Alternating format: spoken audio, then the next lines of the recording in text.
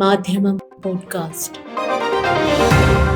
മാധ്യമം editorial 2025 December 14 ഞായർ. സംസ്ഥാനത്തെ തദ്ദേശ തെരഞ്ഞെടുപ്പ് ഫലമാണ് ഇന്നത്തെ എഡിറ്റോറിയൽ ചർച്ച ചെയ്യുന്നത്.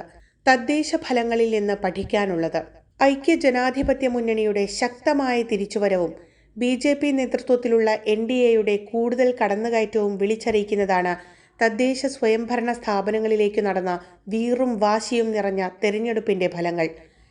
കേന്ദ്രത്തിൽ നരേന്ദ്രമോദിയെ BJP ഉയർത്തിക്കാട്ടുന്നതിന് സമാനമായി സംസ്ഥാനത്ത് പിണറായി വിജയൻ എന്ന അപ്രമാദ നേതൃത്വത്തെ മുന്നിൽ നിർത്തി അതിദരിദ്രമുക്ത പ്രഖ്യാപനം, സാമൂഹികക്ഷേമ പെൻഷൻ വർധന തുടങ്ങിയ തെരഞ്ഞെടുപ്പ് അടവുകളുമായി രംഗത്തിറങ്ങുകയും സംഘപരിവാർ ഉയർത്തിക്കൊണ്ടുവന്ന ഇസ്ലാം ഭീതിയുടെ അന്തരീക്ഷത്തിന് ആക്കം വർദ്ധിപ്പിക്കുകയും ചെയ്തിട്ടും ഇടതുമുന്നണിയുടെ അവകാശവാദങ്ങളും അനാവശ്യ വിവാദങ്ങളും കേരളത്തിലെ വോട്ടർമാർ തള്ളിക്കളഞ്ഞുവെന്ന് ഫലങ്ങൾ തെളിയിക്കുന്നു.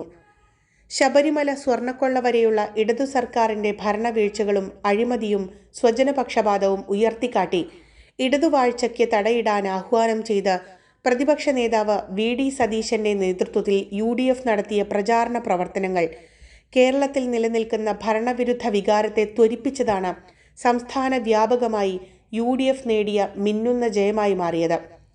തിരുവനന്തപുരം നഗരസഭാ ഭരണം പിടിച്ചെടുത്ത BJP തെരഞ്ഞെടുപ്പിൽ കൈവരിച്ച നേട്ടം കേരള രാഷ്ട്രീയത്തിൽ സമീപഭാവിയിൽ സംഭവിക്കാനിരിക്കുന്ന വ്യതിയാനങ്ങളിലേക്കും വിരൽ ചൂണ്ടുന്നുണ്ട്.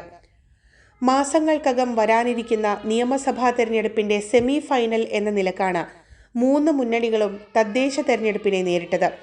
സാധാരണഗതിയിൽ പ്രാദേശിക വികസനവുമായി ബന്ധപ്പെട്ട വിഷയങ്ങളും സ്ഥാനാർത്ഥികളുടെ തദ്ദേശീയ സ്വീകാര്യതയുമൊക്കെയാണ് തദ്ദേശ തെരഞ്ഞെടുപ്പുകളിൽ ചർച്ചയാവാറുള്ളത്.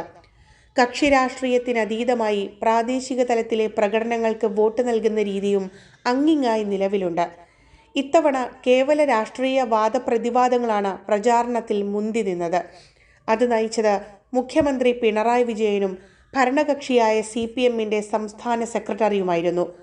ഭരണനേട്ടങ്ങൾ ഉയർത്തിക്കാട്ടുന്നതിലേറെ പ്രതിപക്ഷ മുന്നണിയുടെ മേൽ വർഗീയ മുദ്ര പതിപ്പിച്ച് പ്രചാരണ രംഗം കൈയടക്കാനുള്ള ശ്രമമാണ് CPMഉം ഇടതുമുന്നണിയും നടത്തിയത്. മുസ്ലിം രാഷ്ട്രീയത്തെ വർഗീയവൽക്കരിച്ച് മുഖ്യമന്ത്രിയും പാർട്ടി സെക്രട്ടറിയും ക്യാമ്പയിന് ഇറങ്ങിത്തിരിക്കുമ്പോൾ തന്നെ അതിലെ അപകടം ദീർഘവീക്ഷണമുള്ള സകലരും ചൂണ്ടിക്കാണിച്ചതാണ്. എന്നാൽ കഴിഞ്ഞ ഉപതെരഞ്ഞെടുപ്പുകളിൽ എന്നതുപോലെ വെൽഫെയർ പാർട്ടിയെയും ജമാഅത്തെ ഇസ്ലാമിയെയും നാട്ടക്കുറിയാക്കി സംഘപരിവാറും CASA പോലുള്ള വിദ്വേഷ കൂട്ടായ്മകളും നടത്തിവരുന്ന മുസ്ലിം വിദ്വേഷ പ്രചാരണത്തിൽ എണ്ണ പകരാനാണ് CPMഉം ഇടതുമുന്നണിയും ശ്രമിച്ചത്. കേരളത്തിൽ തിടം വെച്ച് വളരുന്ന ഹിന്ദുത്വ വംശീയവാദത്തെ വിട്ട് മുസ്ലിം രാഷ്ട്രീയത്തിനെതിരെ യക്ഷിവേട്ടയ്ക്കിറങ്ങിയ ഇടതുമുന്നണിയുടെ ചെലവിൽ BJP മുന്നണിക്ക് വോട്ടും സീറ്റും വർദ്ധിച്ചു എന്നുകൂടി ഫലങ്ങൾ തെളിയിക്കുന്നുണ്ട്. മറുഭാഗത്ത് മുസ്ലിം രാഷ്ട്രീയ നിലപാടുകളെ വർഗീയവൽക്കരിച്ചുകൊണ്ട് നടത്തിയ നുണപ്രചാരണങ്ങൾ ആ സമുദായത്തെ ഇടതുമുന്നണിയിൽ നിന്ന് അകറ്റുകയും ചെയ്തു. ഹിന്ദുത്വ വർഗീയതയ്ക്കെതിരായ ബദൽ ഇടതുമുന്നണിയാണ് എന്ന ആഖ്യാന പടുക്കളുടെ പൊതുബോധ നിർമ്മിതിയെ പാർട്ടി നേതൃത്വം തന്നെ റദ്ദ് ചെയ്തപ്പോൾ മറുഭാഗത്ത് കോൺഗ്രസും UDFഉം വിദ്വേഷ രാഷ്ട്രീയത്തിനെതിരെ ഉറച്ച ശബ്ദത്തിൽ രംഗത്ത് വരികയായിരുന്നു. PM ശ്രീ ലേബർ കോഡ് വിഷയങ്ങളിൽ ഇടതോ വലതോ എന്ന് സംശയിക്കുന്ന പരുവത്തിലായി CPM. മതവും വിശ്വാസവും ജാതിയുമൊക്കെ CPM എന്തിന് ഉപയോഗപ്പെടുത്തുന്നു എന്ന് ശബരിമല ദേവസ്ഥാനത്തെ സ്വർണമോഷണത്തിലൂടെ വെളിച്ചത്തായി. കേരളത്തെ നാണം കെടുത്തിയ സ്ത്രീകൾക്കെതിരായ അതിക്രമങ്ങളുടെ കാര്യത്തിൽ പാർട്ടിയും സർക്കാരും സ്വീകരിച്ചു വരുന്ന ഇരട്ടത്താപ്പും മറനീക്കി.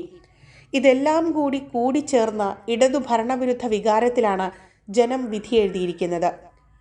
UDF പ്രതീക്ഷിച്ചതിനേക്കാൾ വലിയ ജയമാണ് ജനം നൽകിയത്. അത് തിരിച്ചറിഞ്ഞ് പ്രവർത്തിക്കുകയാണ് മുന്നണിയുടെ ബാധ്യത. കൂട്ടുത്തരവാദിത്തത്തോടെയുള്ള ടീം വർക്കാണ് UDFന്റെ കരുത്ത് എന്ന് സമീപകാല തെരഞ്ഞെടുപ്പ് ഫലങ്ങൾ പറയുന്നു. അതിൽ വിള്ളലുണ്ടാക്കാൻ എതിർമുന്നണി ശ്രമിക്കുമ്പോൾ പാർട്ടിയുടെയും മുന്നണിയുടെയും അന്തസ്സ് കെടുത്തുന്ന പുഴുക്കുത്തുകൾ ആ പണി എളുപ്പമാക്കുന്നുണ്ട്. അത് തിരിച്ചറിഞ്ഞ് നില ഭദ്രമാക്കി മുന്നോട്ടു പോയാൽ UDFന് നന്ന്. ഈ ജയത്തോടെ നിയമസഭാ തെരഞ്ഞെടുപ്പ് മുന്നിൽ കണ്ടുള്ള സ്ഥാനാർത്ഥി മോഹികളുടെ തിക്കിത്തിരക്കിനും തമ്മിൽ തല്ലിനും ഇടവരാതെ ചിട്ടയാർന്ന ടീം വർക്ക് കാഴ്ചവെക്കാനായാൽ കോൺഗ്രസിനും മുന്നണിക്കും അടുത്ത നിയമസഭാ തെരഞ്ഞെടുപ്പിലും വിജയം ആവർത്തിക്കാൻ കഴിയും. തൊട്ടു മുമ്പ് നേടിയ വിജയം വിനയായ അനുഭവവും കേരള രാഷ്ട്രീയത്തിൽ ഉണ്ടായിട്ടുണ്ട്. തിരുവനന്തപുരം നഗരം പിടിച്ച ആവേശത്തിലുള്ള തുടർ പ്രവർത്തനമാണ് BJP കാഴ്ചവെക്കുക.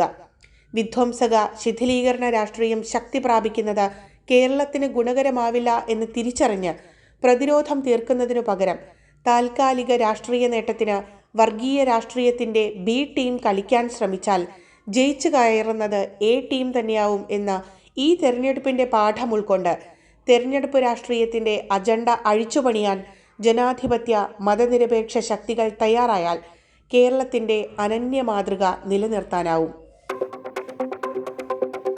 മാധ്യമം പോഡ്കാസ്റ്റ്.